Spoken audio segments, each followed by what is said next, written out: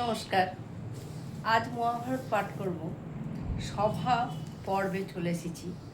আগের আদি পর্ব শেষ হয়ে গেছে। সভা পর্বে আজকে জরাসন্ধের জন্ম বৃত্তান্ত।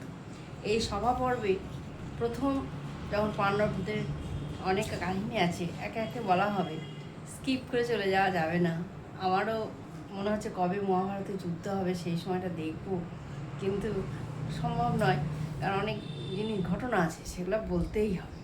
আর এই সভা পর্বেই সেই মহাভারতের যুদ্ধের যে কারণ সেটা ঘটেছিল। শকুনির সঙ্গে যুধিষ্ঠিরের পাশা খেলা হয়েছিল। তখন পণ রাখা হয়েছিল শেষকালে দ্রৌপদীকে, তাদের সর্বস্ব চলে যায়। এই পাশা খেলা জোয়া খেলার মতনই একরকম, যে এই যে সব পণ রেখে খেলা, তাতে যে কি সর্বশান্ত হয়ে যায় তার নিদর্শন এখানেই পাওয়া যায়। পড়তে পড়তে মনে হচ্ছিল যুধিষ্ঠির না খেলেই পারতেন পাশা, যে যা জিনিসটা তার দক্ষতাটা শকুনি ভালোভাবেই জানতেন যুধিষ্ঠিরের পাশা খেলার নেশা আছে, কিন্তু অতটা দক্ষতা নেই। সেখানে রাজনীতিবিদ হিসেবে যদি না খেলতেন তাহলে তার বাকি মহাভারতটা সৃষ্টি হতো না। ঘটনাও ওইভাবেই চলে যাবে, ওইভাবেই রাখা হয়েছে। সেই জায়গাটাতেও আসবো কিছুদিনের মধ্যেই। এখানে জরাসন্ধের জন্ম বৃত্তান্ত সম্পর্কে বলা হচ্ছে। ধর্মরাজ বলেন, বলহ নারায়ণ, জরাসন্ধ নাম তার কিসের কারণ? ধর্মরাজ যুধিষ্ঠির শ্রীকৃষ্ণকে বলছেন যে জরাসন্ধ নাম কেন হলো। এখন জরাসন্ধ নাম দেওয়া হয়েছে। আমরা সবাই অনেকেই ইতিমধ্যে আমরা দেখেছি মহাভারত বা পড়েছি, যে সিনেমা টিভিতে যে সিরিয়াল হয়েছিল দেখেছিলাম, জরাসন্ধকে যতবার সমান ভাগে ভাগ করে ভীম সরিয়ে দিচ্ছে তত জোড়া লেগে আছে। তখন শ্রীকৃষ্ণ বললো, এভাবে না, উল্টোভাবে ফেলে দাও, তাহলে জোড়া লাগবে না। তা এই যে প্রথম কারণটা হয়েছিল, সেই কেন ঘটনাটা এখানে বলা হচ্ছে। কত জরাসন্ধ নাম তার কিসের কারণ, কত বল ধরে সে কাহার পাইল বর, তোমা হিংসা রক্ষা পাইল বিস্ময় অন্তর, গোবিন্দ বলে রাজা করা অবধান, জরাসন্ধ বিবরণ কহি তার স্থান, মগধ দেশের রাজা নাম বৃহদ্রথ, অগণিত সৈন্যগণ গজ বাজি রথ, তেজে সূর্য ক্রোধে যম, ধনে যজ্ঞপতি, রূপে কামদেব রাজা, ক্ষমাগুণে ক্ষিতি, নিরন্তর যজ্ঞ করে অন্য নাহি মন, দুই কন্যা দিল তারে কাশীর রাজন, পুত্রার্থী পুত্রেষ্টি যজ্ঞ করে মহিপাল, না হইল বংশ তার গেল যুবাকাল, আপনারে ধিক্কার করিয়া নরপতি, রাজ্যতে জীবনে গেল ভার্যার সংহতি, গৌতম নন্দন চণ্ড কৌশিক যে ঋষি, পরম তপস্বী তিনি সদা বনবাসী, বহু দেশ ভ্রমিয়া মগধে উপনীত, বৃক্ষতলে রাজা তাঁরে দেখে আচম্বিত, ভার্যা সহ প্রণমিল মুনির চরণ, মুনি জিজ্ঞাসিল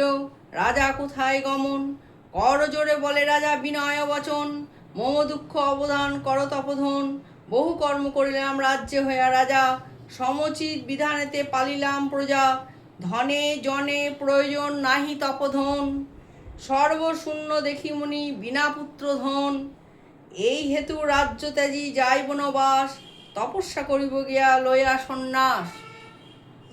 তখনকার দিনেও আজও যেমন আছে তখনও ছিল যে পুত্র না হইলে মনের কতখানি তার দুঃখ। রাজার বিনয় শুনি গৌতম নন্দন শুধু বনবাসেই চলে গেল, যে পুত্র নেই, আর থেকে কি হবে। তখন তিনি ধ্যানেতে বসিয়া মুনি চিনতে ততক্ষণ, হেনকালে দৈবে সেই আম্র বৃক্ষ হইতে আচম্বিতে এক আম্র পড়িল ভূমিতে। তখন গৌতম নন্দন এই রাজার বিনয় শুনি ধ্যান করলেন, তখন সেই সময় একটি আম গাছ থেকে পড়ে। এইবার হয়েছে কি, ওই আম নিয়ে যত কাণ্ড, ওই আম বেটে দুভাগে সমান ভাগে ভাগ করে দুই ভার্যা, দুই স্ত্রীতে সেইটি খান। দুজনেরই পুত্র হয়, একই দিনে পুত্র হয়, কিন্তু সেই দুটি পুত্রের কিন্তু কারো সব সমান ভাগে ভাগ, এর একটি চোখ ওর একটি চোখ, এর নাকের একদিক ও নাকের একদিক, পুরো দুভাগে ভাগ হয়ে গেছে।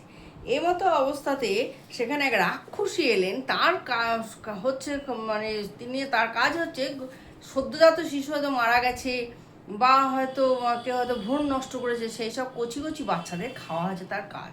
সে যখন খেতে আসে দেখে যে এই সেই রাক্ষসী দেখে এ কী খাবার, এরকম দেখে তার অবাক হয়ে গেছে, এরকম আবার এরকম কাউকে তো আমি দেখিনি।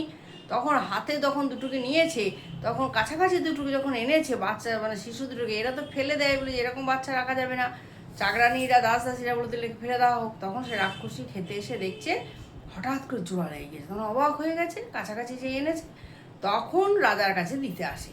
রাজা তো খুব খুশি, এবং রাক্ষসী তো মায়া বলে সঙ্গে সঙ্গে একজন মানে মহিলা সেজে রাজাকে দিতে আসে। তখন সেই রাজা মানে খুশি হলো পুত্র পেয়ে, এবং মানে পুত্র পেয়ে উল্লাসিত হইল নৃপতি, খুবই খুশি হলেন।